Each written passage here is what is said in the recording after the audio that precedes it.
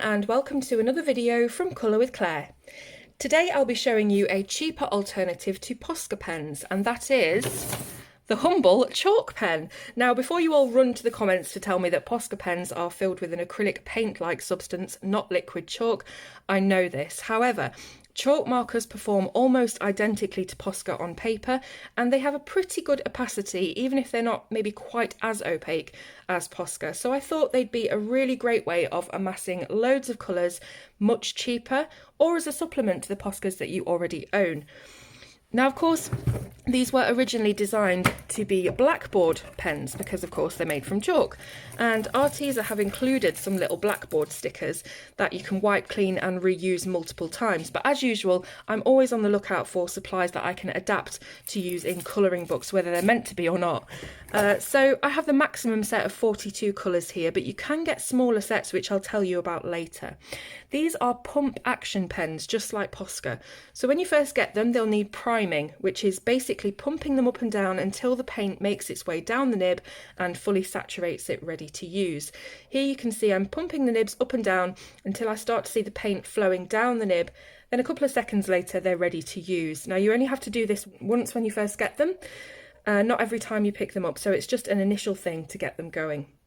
By the way, the funny looking paper that I was using to prime the pens on is another really handy product that I noticed when I was on the Arteza website. These are disposable palettes. Now, the pad contains 40 sheets of glossy coated paper.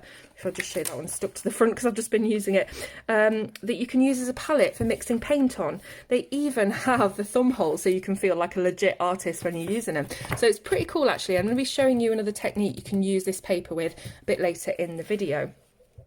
So the colours. Now, as with all Arteza supplies, they each have a name, making it easy for you to chart them down. Here they all are on black and white paper, so you can see the brightness and the opacity on both surfaces. So you can see they are quite opaque. There's a couple of colours that are a bit darker that wouldn't show up as well, but really quite good, quite bright. I've also done, if I just move these to one side, a quick page of comparison with Posca. So you can see both the products together and you can gauge how they compare. Now, can you guess which word, top or bottom, is Posca and which is Arteza? You probably can, because like I said earlier, the Arteza aren't quite as opaque as Posca when you scrutinise it, but they're really not too far off at all.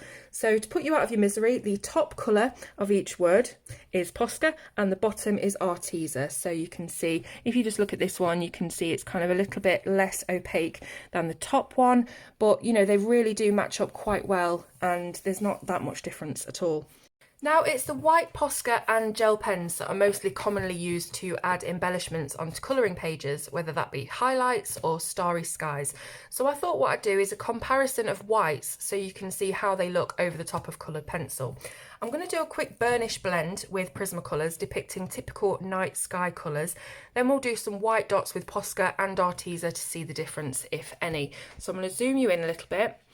And we're going to do this Burnish Blend. So I'm using Violet Blue, Copenhagen Blue and True Blue just to do a quick swatch depicting typical night sky colours. I'm going to burnish them so it's completely filled with wax. The tooth is filled so you can see how these white pens, Posca and Arteza, how opaque they are over completely burnished coloured pencil, because sometimes you find with some white gel pens or whatever it is you're using, they don't actually show up that well when it's already got a really thick base layer of wax down. So next colour, as I say, this is just really quick Burnish Blend. And I'm doing it from dark to light so that we can see exactly how the whites look on both dark and light pencil. So one for Arteza, one for Posca.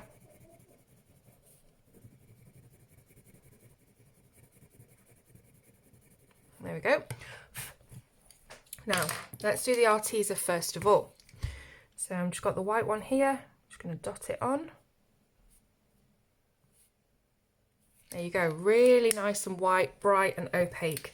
And here's the Posca.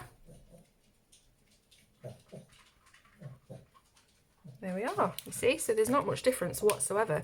Now, it does bring me to an important point though about nib sizes.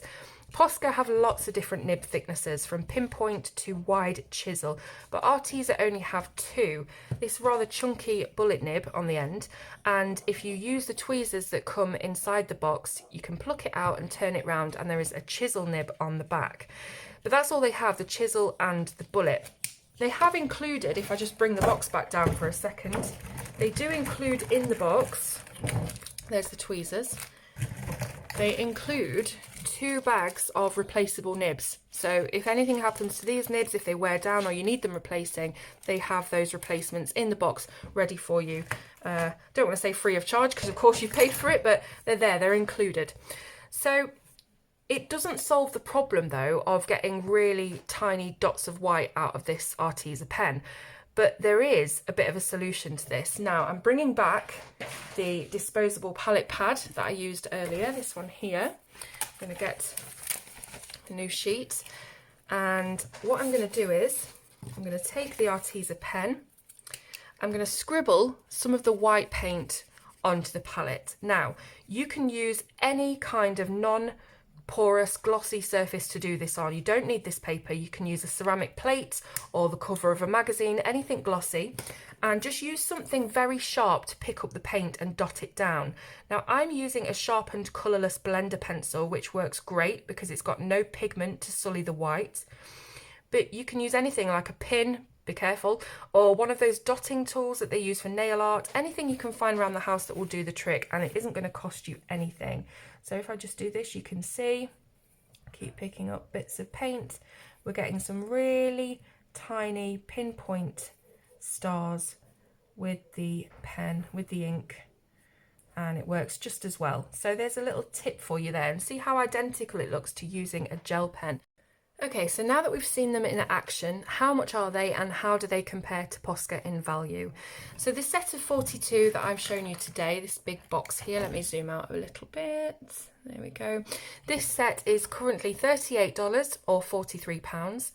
Posca pens come in different pack sizes. On average, a pack of 10 sells for around £35 and a set of 60 for between £149 and £178, depending on which shop you buy them from. I looked at Jackson's Art and Cult pens for these prices, but they're all pretty expensive wherever you buy them from. So there's a massive difference in price, and there's not very much difference in performance, which is great for those of us who are always looking out for inexpensive dupes that work the same as the big brands. Now Arteza also do smaller packs of these. They do 8, 12 and 16 chalk markers, ranging in price from $8 to $17 or £15 to £20. So I think that's all the pertinent information that you need for these pens. Honestly, I just think that they work maybe not as perfectly as Posca pens, but really, really darn close. And again, they're a lot cheaper and you get loads of really beautiful colours within them. So hoping you've enjoyed this video. Do let me know in the comments, and all of the links will be in the description for you to go ahead and buy these pens if you wish to. Thank you very much for watching, and I'll see you soon on Colour with Claire.